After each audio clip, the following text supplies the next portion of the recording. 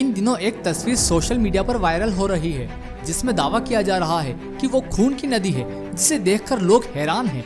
ये नदी अमेरिका के साउथ डकोटा में सोने की खदानों के बीच है। स्थानीय लोगों ने बताया कि ये खूनी नदी नहीं बल्कि इलाके में कई केमिकल फैक्ट्रियां हैं जहां से निकलने वाले खतरनाक केमिकल की वजह से इस नदी का रंग लाल हो गया है।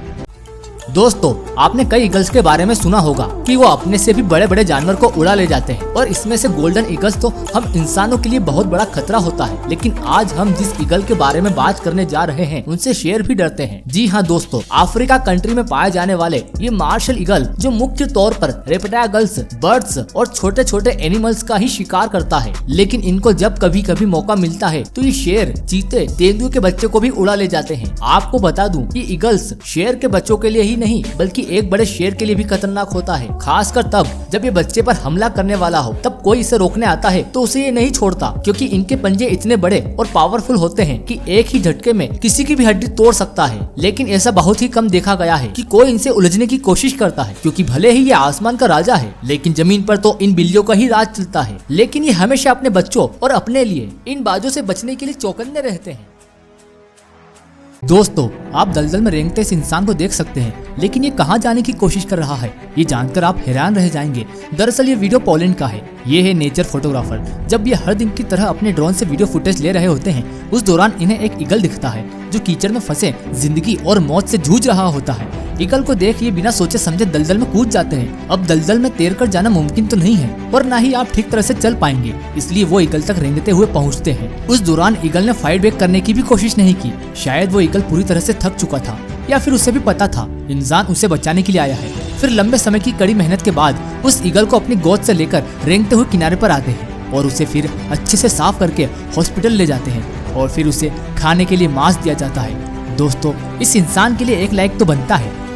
दुनिया के 60% लोगों का दावा है कि उनके पालतू जानवर उनकी बात जान लेते हैं। क्या वाकई जानवर हम इंसानों की बात समझ लेते हैं? वेल, इस बात को कंफर्म करने के लिए आज तक कई जानवरों पर रिसर्च की जा चुकी है, जिसमें चेजर नाम के ये डॉग भी शामिल है। चेजर एक बॉर्डर कॉली ब्रीड का डॉग है जिसके पास 1000 से भी ज्यादा टॉयज है और इसे हर टॉय का नाम याद है। अगर इस डॉग को कोई भी टॉय लाने का बोले तो वो वही टॉय उठाकर लाती है। इसके अलावा चेजर 1022 वर्ड भी जानती है। जब रिसर्चर्स ने इसके ऊपर एक्सपेरिमेंट किया तो इसने सभी की बोलती बंद कर दी। उस टेस्ट के रिसर्चर्स ने उन हजारों टॉयज के बीच एक एडीसी नाम के टॉय को रख दिया, जिसके बारे में चेजर ने ना तो सुना था और ना ही कभी देखा था। और जब रिसर्चर्स ने एडीसी को लाने को कहा तो चेजर कुछ ही समय में एडीसी को ढूंढकर रिसर्चर्स के सामने रख दिया। तब सभी लोग हैरान हो गए। बाद में इसे दोस्तों, आप यहाँ देख सकते हैं कि किस तरह ये सूखी जमीन खोद कर मछलियाँ निकाल रहे हैं। अब आप भी सोच रहे होंगे कि ये सूखी जमीन में मछलियाँ आखिर आई कहाँ से? तो सबसे पहले आपको बता दूं, आप जिस मछली को मोबाइल स्क्रीन पर देख रहे हैं उसका नाम है